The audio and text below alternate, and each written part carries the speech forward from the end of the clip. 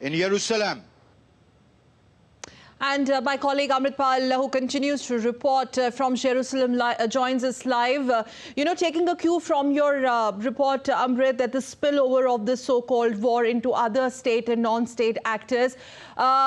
Just to elaborate that, and plus when you have Netanyahu himself in a televised speech almost declaring a war or a ground invasion of Gaza, this is what they call, Amrit. So is it just a matter of time now for a full-fledged war? Okay, the first question, what do I mean by regional spillover, or what does the regional spillover include?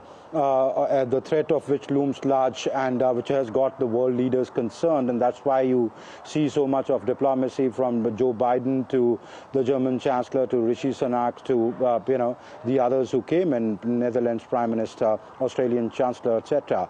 The spillover means Hezbollah fires, Lebanon gets involved. Lebanon is a divided house there.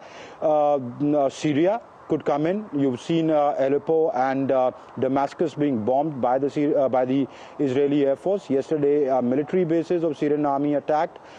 Basically, Iran-based backed countries. That's what I mean by state actors. And non-state actors means organizations like the Houthis, the Hezbollah, the Syrian groups, perhaps the Islamic State.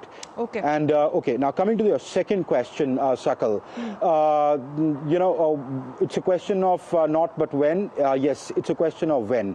If we look closely at Benjamin Netanyahu's speech yesterday, he said we'll go in, but he said I'll not tell you when and how. So the question is when, and the how would depend upon, would it be something which they attempted last night, a localized raid, would they go in for close combat? The contours of all that will emerge once clarity happens as how much damage through aerial bombing they've been able to make Hamas, and only then I think the ground forces will go in.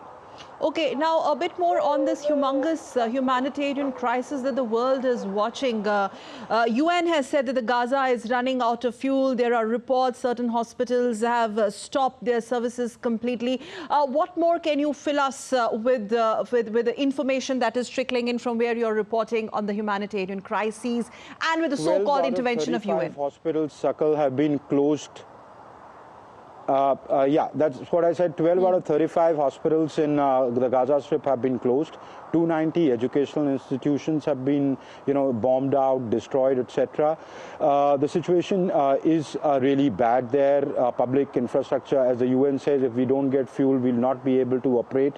So the humanitarian crisis there is really grave, apart from the people who are dying from shelling, etc.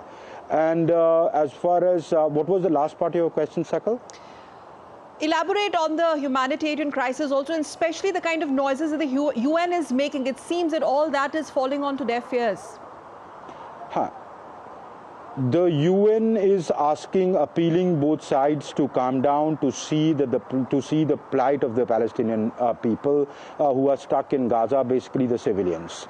So that is UN stand. Israel is not, amenable to that. It attacked the UN chief, called for his resignation after he made a speech in the UNSC. So Israel really doesn't care what the UN says or does. The humanitarian crisis, I was saying, there is hardly fuel running out, no fuel trucks going in, aid going in, but very, very little. 20 is what they agreed on. Some days it's been less than 8.